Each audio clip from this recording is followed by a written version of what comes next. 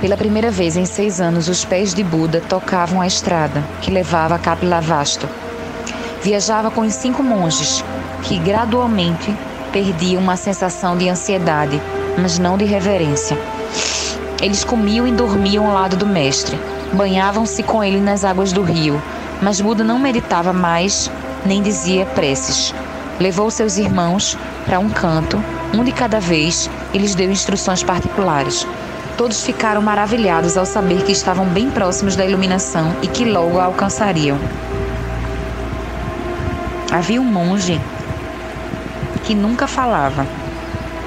Seu nome era Vapa. E parecia ser o que tinha mais dúvidas quanto à ressurreição de Buda.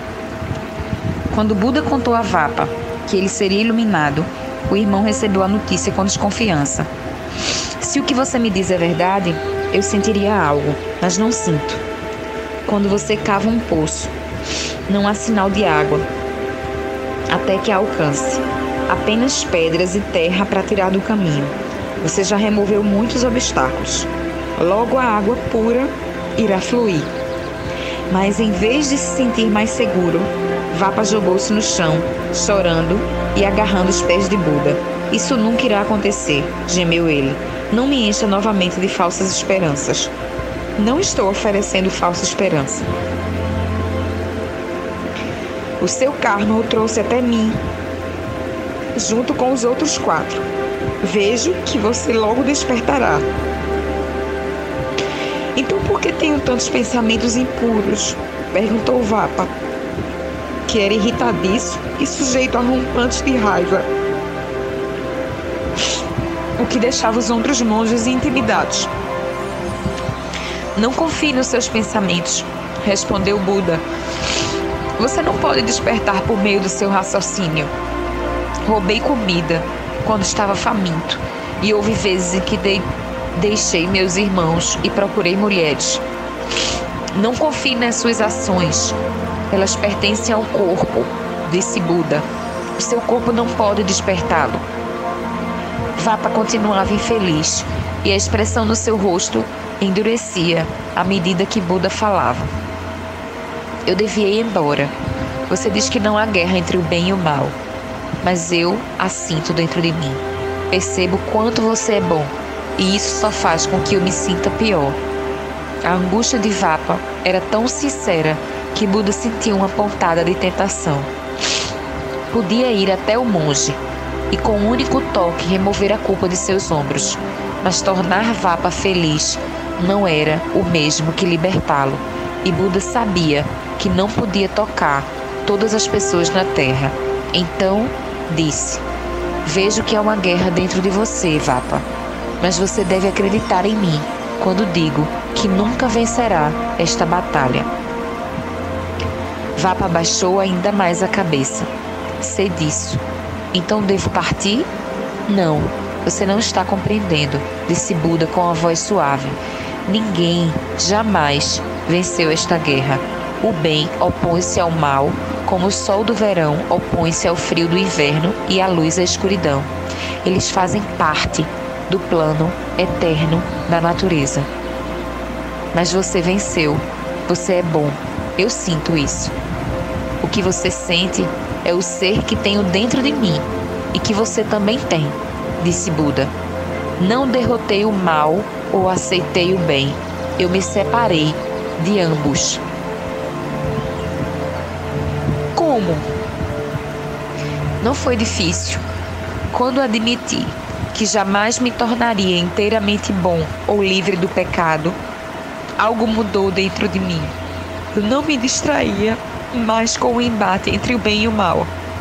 Minha atenção podia voltar-se para outra coisa. Meus olhos foram além do meu corpo e eu vi quem eu realmente sou. Não sou um guerreiro nem um prisioneiro do desejo. Essas coisas vêm e vão. Perguntei a mim mesmo: quem está observando esse embate? A quem retorno quando a dor ou o prazer cessam? Quem se contenta em simplesmente ser? Você também já sentiu a paz de simplesmente ser? Desperte para isso e conseguirá ser livre junto comigo. Esse sermão deve ter um grande efeito sobre Vapa, que adotou como missão para o resto de sua vida buscar as pessoas mais infelizes e desesperançadas. Estava convencido de que Buda revelara uma verdade que qualquer pessoa seria capaz de reconhecer. O sofrimento é parte constante da vida. Fugir da dor e correr atrás do prazer jamais mudaria esse fato. Fugir da dor e correr atrás do prazer jamais mudaria esse fato. Mesmo assim, a maioria das pessoas passa a vida evitando a dor e procurando o prazer. Para elas, isso é algo natural, mas na verdade estão se envolvendo profundamente numa batalha que jamais serão capazes de vencer.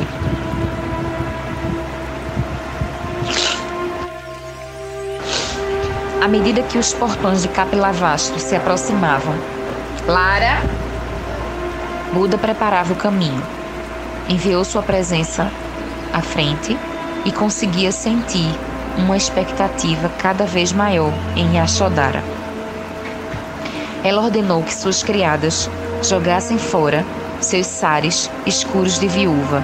Trouxe retratos antigos de Siddhartha para mostrar ao filho deles, Rahula, que talvez se assustasse ao ver um pai que só conheceu quando estava no berço. Todos os dias Yashodhara fazia o mesmo ritual. Punha Rahula ao seu lado e sentava-se no belvedere, perto do lago de Lótus,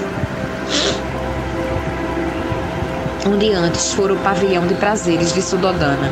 O velho prédio havia sido demolido e as cortesãs agora trabalhavam como criadas honestamente.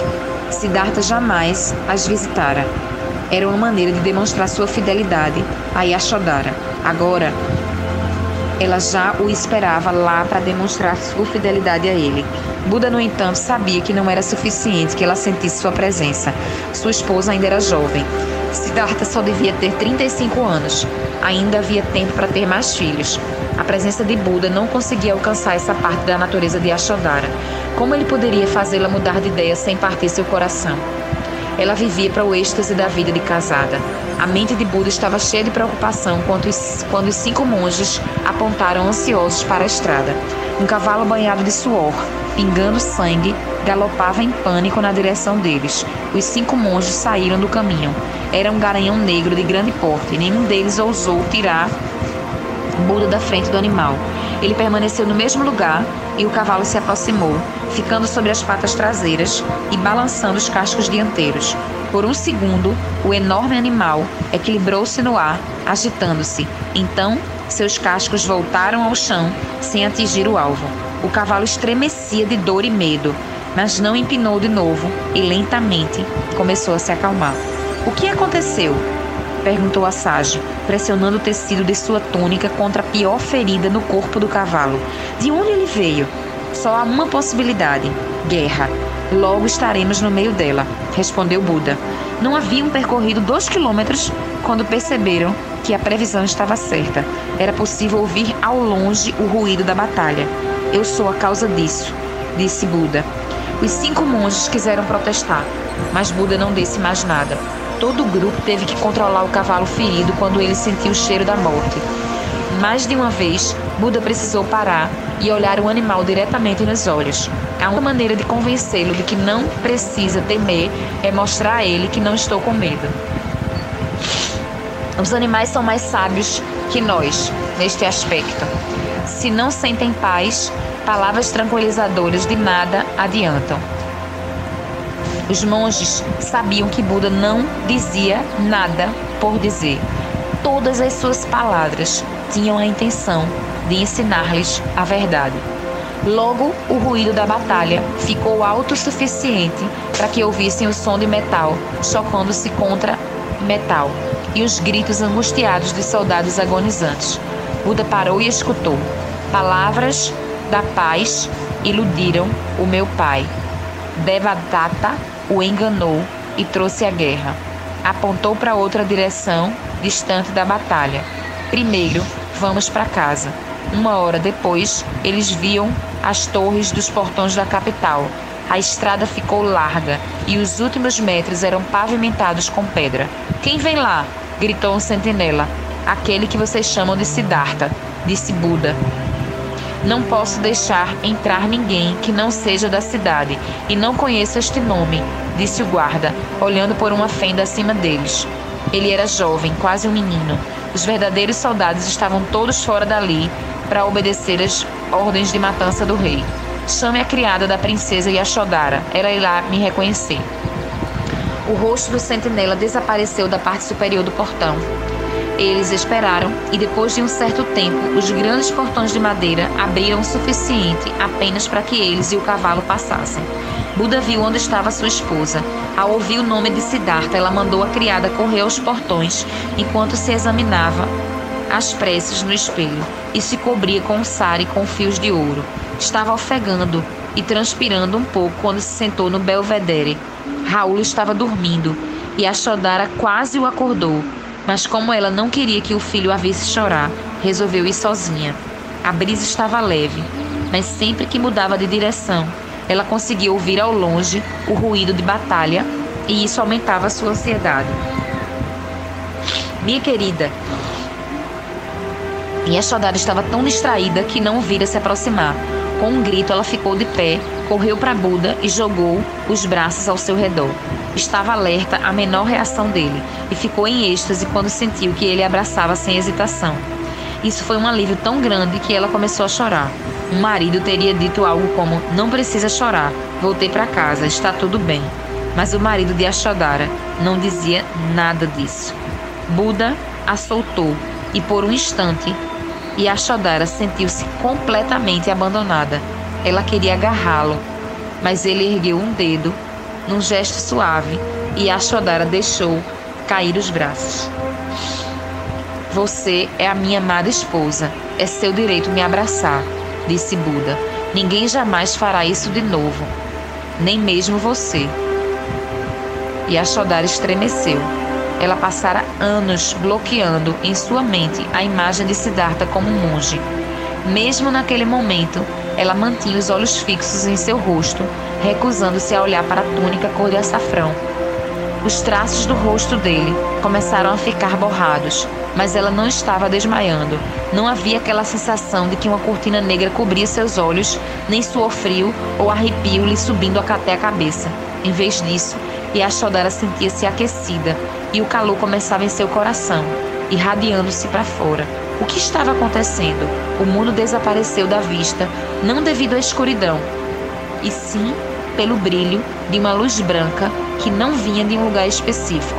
Ela viu o sol, brevemente, mas era pálido em comparação à luz que enchia todo o seu ser. Agora, ela tinha certeza de que essa luz vinha do homem que antes fora seu marido. Chegou a sua vez, Yashodhara. Entregue-se e liberte-se.